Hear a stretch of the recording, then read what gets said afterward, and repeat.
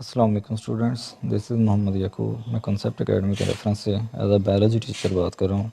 आज हम first year biology का चैप्टर नंबर 2 स्टार्ट करेंगे, जिसमें हम बायोलॉजिकल मॉलिक्यूल के बारे में पढ़ेंगे।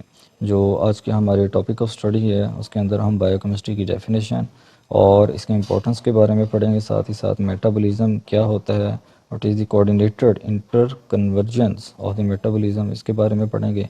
और आखिर पर हम इम्पोर्टेंस ऑफ कार्बन के बारे में पढ़ेंगे। और कार्बन की जो इम्पोर्टेंस है, उसके अंदर हम ये वाली चीज़ों को ख़ास तौर पर डिस्कस करेंगे कि इसकी टेट्रा वैलेंसी क्या होती है, how does they form a covalent bond with another molecule और अनदर एलिमेंट, स्टेबिलिटी इसकी और इसकी स्टेबिलिटी के बारे में बात करेंगे। और कार्बन बॉन्डिंग कैसे बनाता है किसी और एलिमेंट के साथ, ये इसके बारे में पढ़ेंगे। और what type of macro and micro molecules are formed by the carbon. चलें, सबसे पहले बायोकेमिस्ट्री के बारे में पढ़ते हैं। ये बायो और केमिस्ट्री दो लफ्ज़ है। बायो मीन लाइफ है, केमिस्ट्री मीन केमिकल कंपाउंड है। तो लाइफ के अंदर मौजूद जो भी केमिकल कंपोनेंट हैं या केमिकल प्रोसेसेस हैं वकूफ़ पज़ीर हो रहे हैं, उसकी स्टडी हम बायोलॉजी की एक ब्रांच के अंदर करते हैं, उसको हम बायो केमिस्ट्री कहते हैं। ख़ास तौर पर लिविंग ऑर्गेनिज्म के अंदर मौजूद जितने भी केमिकल कंपोनेंट या केमिकल प्रोसेस या केमिकल रिएक्शन वकूफ़ पज़ीर हो रहे हैं बायोलॉजी की इस ब्रांच के अंदर, उसको हम बायो केमिस्ट्री कहते हैं।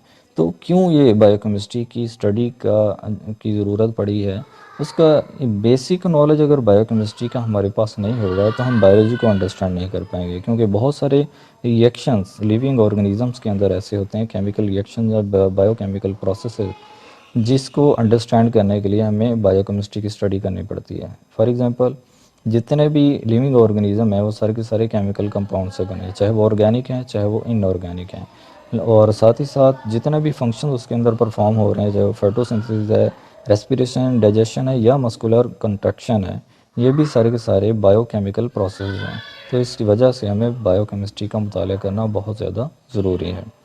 अब आगे बात करता हूँ मैं कि what type of organic and inorganic compounds are. ये आपने पढ़ा हुआ है कि ऑर्गेनिक कंपाउंड्स वो वाले होते हैं जो कार्बन और हाइड्रोजन पर मुश्तमिल कंपाउंड होते हैं या इनके डेरिवेटिव्स पर मुश्तमिल होते हैं। जितने भी कंपाउंड्स जो ऑर्गेनिक या इनऑर्गेनिक मटेरियल हैं, उनमें ऑर्गेनिक कंपाउंड वो वाले होंगे जिसके अंदर कार्बन हाइड्रोजन पर मुश्तमिल कंपाउंड और इनके डेरिवेटिव्स होंगे, जैसे कि लिपिड है, प्रोटीन है, कार्बोहाइड्रेट है।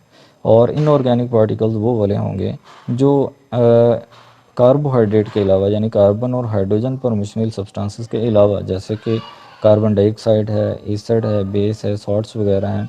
चूँकि लिविंग ऑर्गेनिजम्स के अंदर ये दोनों तरह के कंपाउंड पाए जाते हैं, इसलिए हम इन दोनों की स्टडी, इन दोनों कंपाउंड्स के बारे में बाकायदा तौर पर पढ़ेंगे।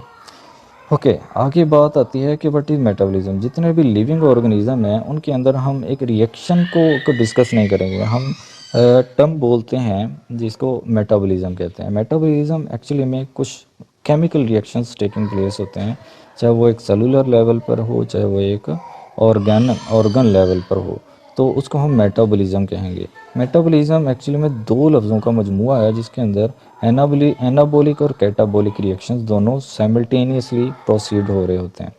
एनाबॉलिक और कैटाबॉलिक रिएक्शंस क्या होते हैं ये आगे मैं आपको बताता हूँ, लेकिन इसकी मेटाबॉलिज्म क्या होता है। An organism survive when it takes some chemical from environment and uses them to make chemical of its living matter. जैसे कि फोटोसिंथेसिस है, वो इन्वायरमेंट से लेता है सनलाइट और पानी और कार्बन डाइऑक्साइड, और उसके नतीजे में केमिकल रिएक्शंस करता है, जिसको हम फोटोसिंथेसिस करते हैं, और उसके नतीजे में ऑक्सीजन बनाता है, और ऑक्सीजन के साथ साथ वो हमारे लिए फूड भी तैयार करता है। Therefore, cell of an organism constantly take new substance and change them chemically in various ways, like building new cellular material and obtaining energy. All this occur by metabolism. There are two types of metabolism, anabolism and catabolism. आसान अल्फाज के अंदर जो catabolism होता है वो ये होता है कि लार्जर मालिक्यूल का या कॉम्प्लेक्स मालिक्यूल का सिंपलर वंस में ब्रेक डाउन हो जाना, ये कैटाबॉलिज्म कहलाता है। और एनाबॉलिज्म वो वाले रिएक्शंस होते हैं जिसमें यही स्मॉलर मालिक्यूल्स इकट्ठा होकर एक कॉम्प्लेक्स या बड़ा मालिक्यूल बना देते हैं, हम उसको एनाबॉलिज्म कहते हैं। फॉर एग्जांपल यहाँ पर मैं आपको बताता हूँ, हम रोटी खाते हैं। रोटी एक कार्बोहाइड्रेट है जो कॉम्प्लेक्स मॉलिक्यूल पर मुश्तमिल है। इसको तोड़ते हैं तो इसके सिंपलर यूनिट्स जो बनते हैं वो ग्लूकोज बनते हैं। जो ग्लूकोज है वो एनाबॉलिकल रिएक्शन के नतीजे में एक स्मॉल मॉलिक्यूल बना एक कॉम्प्लेक्स मॉलिक्यूल से। और उसके बाद हमारी बॉडी के अंदर अगर शुगर का लेवल नॉर्मल से ज़्यादा हो जाए तो हमें उसके लिए क्या करना पड़ता है, हमारी बॉडी के अंदर पेंक्रियाज जो है उसके सेल होते हैं एलेट्स ऑफ लैंगरहैंस, वो इंसुलिन को प्रोड्यूस करते हैं और ग्लूकोज को एक कॉम्प्लेक्स मॉलिक्यूल में कन्वर्ट कर देते हैं, बड़े मॉलिक्यूल में कन्वर्ट कर देते हैं, जिसको ग्लाइकोजन कहते हैं। तो ग्लाइकोजन का प्रोसेस, ग्लाइकोजन बनने के प्रोसेस को हम एनाबॉलिज्म कहेंगे और कार्बोहाइड्रेट से ग्लूकोज के बनने के प्रोसेस को हम कैटाबॉलिज्म कहेंगे। यहाँ पर एग्जांपल प्रोटीन की दी है कि हम प्रोटीन खाते हैं तो प्रोटीन टूटती है तो अमाइनो एसिड में कन्वर्ट होती है। तो हमारी बॉडी के अंदर round about 10,000 types of proteins होते हैं। उसको बनाने के लिए राइबोसोम इन्वॉल्व होते हैं। राइबोसोम उन डिफरेंट अमाइनो एसिड के सीक्वेंस को जोड़कर मुख्तलिफ़ किस्म की प्रोटीन बनाता है। तो उस प्रोटीन के बनने के अमल को एनाबॉलिज्म कहेंगे। तो व्हाट इज़ द कोऑर्डिनेटेड इंटरकन्वर्जन्स? इंटरकन्वर्जन्स का मतलब ये है कोऑर्डिनेटेड वे में, यानी एनाबॉलिक और कैटाबॉलिक जो रिएक्शन हैं ये साइमल्टेनियसली चलते हैं, ये एक दूसरे के साथ लिंक्ड होते हैं। जहाँ पर एनाबॉलिक रिएक्शन होगा वहाँ पर कैटाबॉलिक भी होगा, या फिर जहाँ पर कैटाबॉलिक होगा वहाँ पर एनाबॉलिक रिएक्शन का होना भी ज़रूरी है। The complex molecule are broken down to smaller molecule while smaller molecules from new complex molecule. यहाँ पर अमाइनो एसिड प्रोटीन की एग्जांपल दे दी है जो मैंने आपको पहले बता दी। यहाँ पर हम कंपैरिजन करते हैं एक प्रोकैरियोटिक सेल और एक यूकैरियोटिक सेल का, कि उसके अंदर कितनी मिकदार में कौन कौन से केमिकल कंपाउंड्स मौजूद होते हैं। सबसे पहले बात करते हैं कि प्रोकैरियोट और यूकैरियोट के अंदर water, protein, carbohydrate, lipid, DNA, RNA, other organic या इनऑर्गेनिक जो पार्टिकल्स हैं उनका कंपैरिजन करेंगे। सबसे पहले पानी की सेम क्वांटिटी हमें दोनों के दोनों सेल में मिलती है, और प्रोटीन की मिकदार हमें बैक्टीरियल सेल में कंपैरेटिव टू यूकैरियोटिक सेल थोड़ी सी कम मिलती है, जो कि सिर्फ 15% है। कार्बोहाइड्रेट 3% हमें बैक्टीरियल सेल में, जबकि 4% हमें यूकैरियोटिक सेल में यानी मेमेलियन सेल में मिलती है। लिपिड कंटेंट हमें 2% मिलता है बैक्टीरियल सेल में, और यूकैरियोटिक सेल में 3% मिलता है। डीएनए हमें 1% मिलता है बैक्टीरिया के अंदर, जबकि मेमेलियन सेल के अंदर 0.25% यानी यूकैरियोटिक सेल के अंदर हमें डीएनए की क्वांटिटी कम मिलती है। आरएनए हमें बहुत ज़्यादा मिकदार में मिलता है बैक्टीरियल सेल में, जो कि 6% है, जबकि इसी तरह यूकैरियोटिक सेल में प्रोकैरियोट की निस्बत हमें बहुत ज़्यादा मिकदार में आरएनए मिलता है, जो कि 11% है। अदर ऑर्गेनिक मॉलिक्यूल जो हैं बैक्टीरियल सेल में वो 2 हैं, जैसे एंजाइम, हार्मोन, मेटाबोलाइट्स हैं, वो 2% हमें मिलते हैं, जबकि 2% ही हमें यूकैरियोटिक सेल में मिलते हैं। और इनऑर्गेनिक आयन भी हमें सिमिलर अमाउंट में 1% में मिलते हैं। और यहाँ पर मैं आपको बताता चलूँ कि प्रोकैरियोट और यूकैरियोट में डिफरेंस मेजर ये है कि प्रोकैरियोट के अंदर हमें मेम्ब्रेनस ऑर्गेनेलिस देखने को नहीं मिलती, जबकि यूकैरियोटिक सेल के अंदर हमें मेम्ब्रेनस ऑर्गेनेलिस बाकायदा तौर पर देखने को मिलती है। सॉरी, मेम्ब्रेनस ऑर्गेनेलिस हमें देखने को मिलती है यूकैरियोटिक सेल में, जैसे कि जो न्यूक्लियस है वो हमें एक डबल मेम्ब्रेनस ऑर्गेनेलिस के तौर पर देखने को मिलता है यूकैरियोटिक सेल में। कार्बन की इंपॉर्टेंस आखिर में देखते हैं। सबसे पहले कि जो कार्बन है तमाम के तमाम लिविंग ऑर्गेनिज्म का मेजर कंपोनेंट है, बेसिक एलिमेंट है। ये दूसरे नंबर पर आता है। 99% हमारी बॉडी का जो रेशो है वो 6 बायो एलिमेंट पर मुश्तमिल है। उन 6 में दूसरे नंबर पर कार्बन की क्वांटिटी है। कार्बन जो है ये ऑर्गेनिक कंपाउंड को बनाता है और इसकी पोजीशन लाइफ के अंदर मौजूद होती है। सम इम्पोर्टेंट प्रॉपर्टीज़ जो कार्बन की है उसमें सबसे पहला है टेट्रा वैलेंसी, कि कार्बन एक्चुअली में अगर हम पीरियोडिक टेबल के अंदर देखें तो इसकी वैलेंसी 2 होती है, लेकिन एक्चुअली में ये शो जी। तो हम इम्पोर्टेंस ऑफ कार्बन के अंदर सबसे पहले देखेंगे टेट्रावेलेंट होता है कार्बन।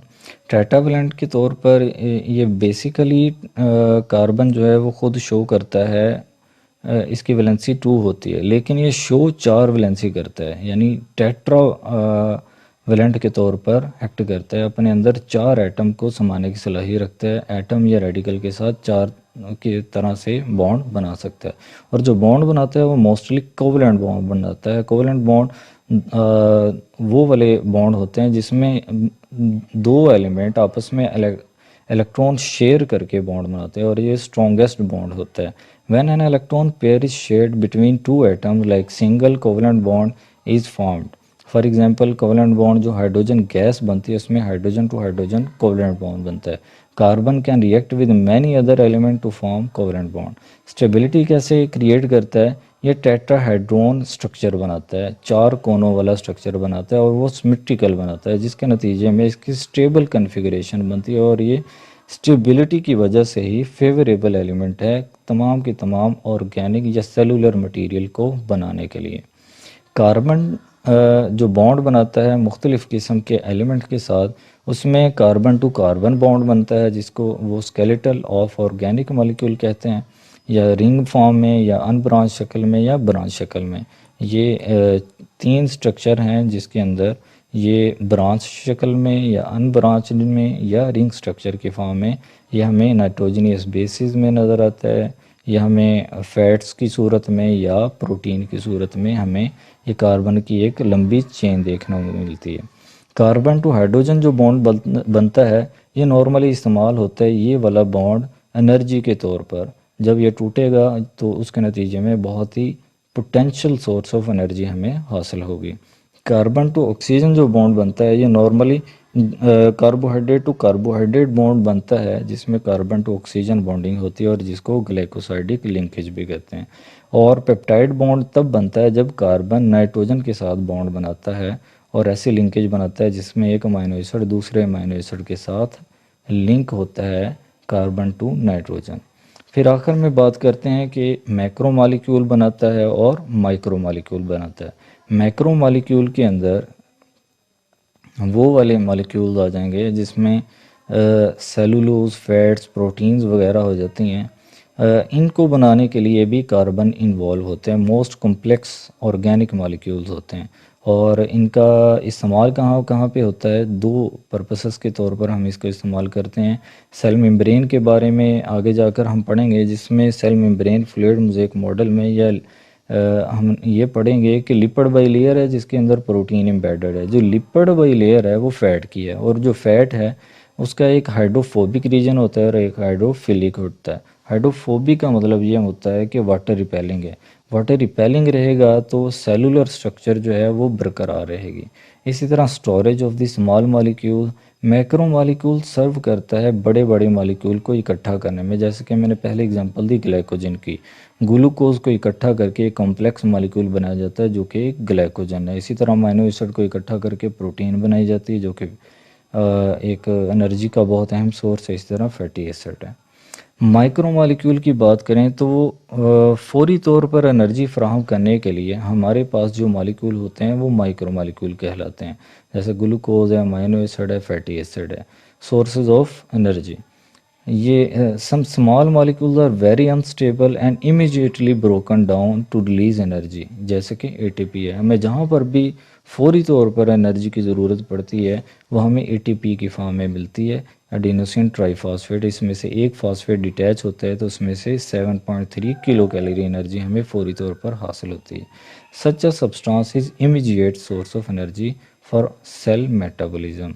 और साथ ही साथ ये बिल्डिंग ब्लॉक्स के तौर पर भी वर्क करते हैं। जब मैक्रो मॉलिक्यूल को बनाना मकसूद हो तो उसके तौर पर हम इन्हीं स्मॉलर मॉलिक्यूल्स को इकट्ठा करके एक लार्ज मॉलिक्यूल